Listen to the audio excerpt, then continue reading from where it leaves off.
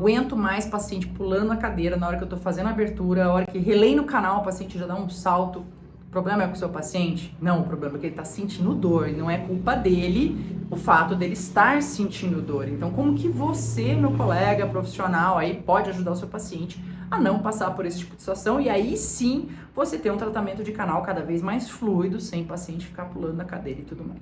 Bem, esse terceiro fator, se você não assistiu os outros 2 vídeos anteriores, convido você a assistir, certo? Primeiro, a gente fala da questão da influência da inflamação realmente na performance anestésica, o segundo dos fatores anatômicos, e o terceiro, a gente vai falar aqui das soluções anestésicas. Não adianta, solução anestésica não é algo que você vai olhar na dental, vai falar assim, o que tá mais em conta, o que tá na promoção.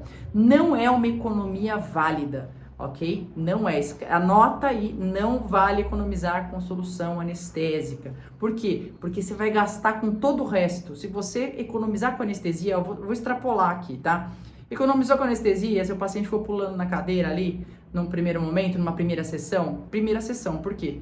Porque você não vai conseguir tratar saindo numa sessão única, com o paciente sentindo dor. Então, só o fato de você já ter que agendar uma segunda sessão, você já saiu num prejuízo tão grande que aquela economia com anestesia, num primeiro momento, ficou algo ínfimo, algo que não pode nem ser calculado, tá? Então, invista numa boa solução anestésica.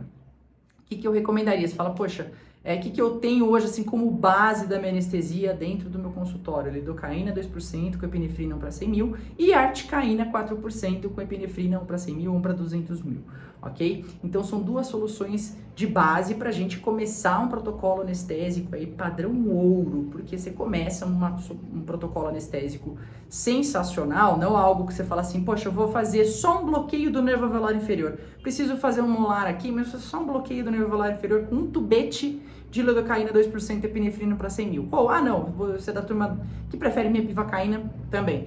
Vai usar um tubete para fazer esse bloqueio. Sabe qual a chance disso dar certo? Só com isso você fazer um tratamento aí de um caso de pulpite, vamos colocar aí 15%, 20%, depende, a gente encontra diferentes dimensões na literatura, mas na clínica, eu vou falar para você, é 0%.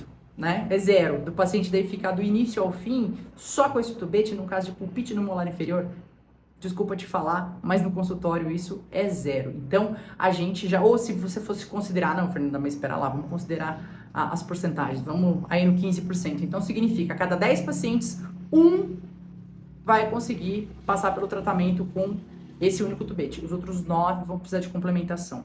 Qual que é a questão? Complementação existe, lógico, é algo que pode ser lançado mão. No entanto, se você deixa, né, para fazer, a gente está falando de uma complementação aqui no meio já do trabalho, tá? Que eu já comecei, já tentei fazer abertura, não deu, ou tô mexendo, tô tentando descer canal, paciente com dor. Quando o paciente sente dor, já no meio do procedimento, toda aquela ansiedade absurda que ele estava antes e das histórias que ele já ouviu a respeito de tratamento de canal, vem tudo assim, ó, na cabeça dele. E aí, o grau de ansiedade que esse paciente fica, né, esperando, né, aquela dor, falou, já foi por água abaixo o seu, pelo menos a sua sessão, né, para você pode tentar fazer as complementações, você pode até conseguir avançar um pouco mais, mas dificilmente você vai fazer tudo o que precisaria ser feito ou finalizar esse tratamento nesse dia, certo? Por isso que a gente tem que primar, né, por boas soluções anestésicas e usadas dentro de um protocolo inicial, já que seja um padrão bastante conhecido de sucesso. A gente está falando aqui, dando como exemplo, né, uma pulpite no molar inferior, então um protocolo que seria já um protocolo de entrada, né, de início, assim, padrão e que costuma ser muito eficaz aí para, quase 90% dos casos, é um tubete de lidocaína 2% com epinefrina 1 para 100 mil, feito na forma de bloqueio do nervo alveolar inferior, e articaína 4% com epinefrina 1 para 100 mil, que você pode fazer uma infiltração vestibular ali na região apical do molar em questão, certo? Você pode usar um tubete inteiro de articaína aí na vestibular, faz uma injeção lenta, como todas as outras orientações que a gente tem, né? Você vai respeitar da mesma forma e vai fazer essa infiltração vestibular aí ao lado do molar que você vai trabalhar, certo? Então, e aguarda o tempo de latência, isso é outro ponto também, a gente tá falando aqui da questão da solução anestésica, ela tem o tempo de ação, especialmente se a gente está falando em mandíbula, esse tempo de ação, esse tempo de latência, ele é mais alto, então você vai aguardar aí seus 10 minutos para essa solução fazer o efeito antes de começar sua intervenção, certo? Muito bem.